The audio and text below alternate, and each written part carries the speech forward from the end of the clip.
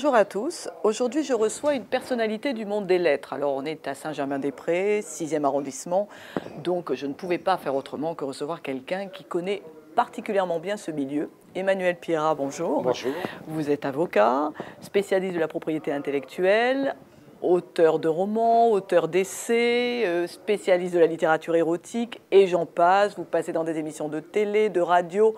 Bref, vous connaissez absolument tout le monde à Saint-Germain-des-Prés. Alors pourquoi je vous invite aujourd'hui? Parce que j'ai vu votre 3e roman, un titre, c'est sur le titre que je vous ai invité. L'industrie du sexe et du poisson pané. Alors quand j'ai vu ce titre, je me suis dit là je me précipite parce que franchement, je ne suis pas certaine qu'un auteur aurait osé me proposer un roman avec un titre pareil. Alors, je ne vais pas résumer le livre parce qu'on ne peut pas le résumer. 2 sœurs qui pêchent en Bretagne, qui décident de découvrir le Graal, qui est finalement l'érotisme féminin, et qui décident de monter à Paris pour découvrir ce qu'est l'orgasme féminin. Et elles vont arriver chez leur cousin, qui au lieu de tenir une crêperie, tient un sex shop. Et donc là, on part dans un délire absolument incroyable. Alors qu'est-ce que vous avez voulu montrer? C'est une fable. Dans une fable, il y a une morale. Alors dites-moi un peu, qu'est-ce que c'est? Je ne suis pas sûr qu'il y ait une véritable morale. En tout cas, il y a une fable en forme de farce, en quelque sorte, puisque mon principe, c'est quand même d'écrire de façon, on va dire, non pas légère, mais on va dire distrayante, amusante, en détournant. Burlesque. Et malgré tout, il y a un peu de morale anti-moraliste, oui, anti-ordre moral, on va dire.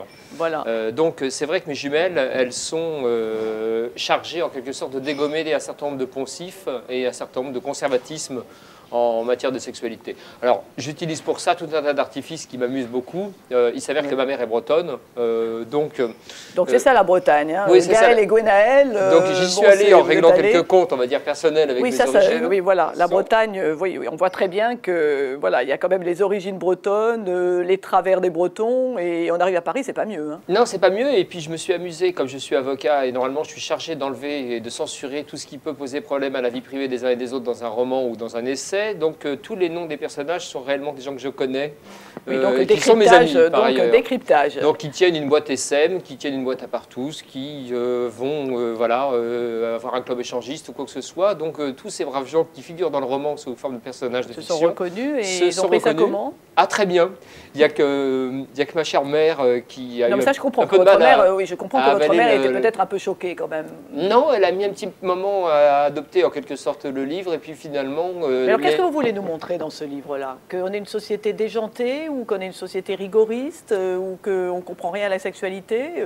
Oui, qu'on ne comprend pas grand-chose à la sexualité. Voilà, c'est ça, parce que vous êtes un spécialiste, ce que je disais tout à l'heure, de littérature érotique. Bien vous recherchez, vous êtes un fouineur, vous recherchez les textes anciens de littérature érotique.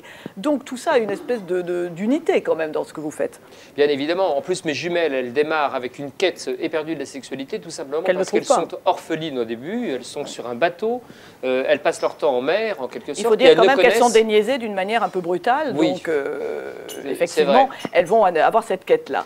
Et elles ont une illusion de la sexualité qui est une illusion de papier glacé, c'est-à-dire de couverture d'hebdomadaire, qui leur laisse à penser qu'avec une carte de crédit, on peut s'acheter à peu près tous les fantasmes et tout essayer et trouver sa sexualité en 15 jours.